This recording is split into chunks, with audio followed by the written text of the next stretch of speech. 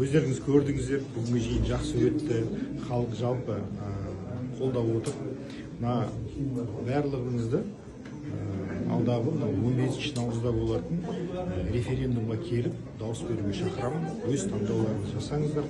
Бұл конституцияның, жаңа конституцияның артықшылықтарының барлығы бұл қоғамға, біздің елге көп мүмкіндік беріп отыр.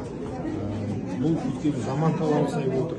Президентіміз де айтып өтті, қазіргі уақытта жаңа конституция, цифровизация сияқты бұрын қамтылмаған, немесе адам құқықтарын, одан кейін қазақ елінің тарихи, ұлы дала елінің тарихи ерекшеліктері бәрін ескерген. Сонымен қатар айта кетерлігі, бұл конституцияны, 95 жылғы конституцияны жаңа өздеріңіз естідіңіздер, 3 шетел азаматы жазуға атсалысқан екен. 2 Франция азаматы, 1 Ресей азаматы. Мен ойлаймын, жаңа конституция толығымен қазақ тілінде жасалған құжат.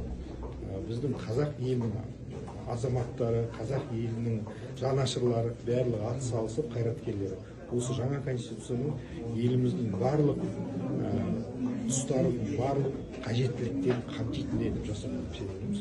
Сол үшін барлығыңыз тағы да 15 наурыз өз таңдауларыңызды жасауға шақырамыз.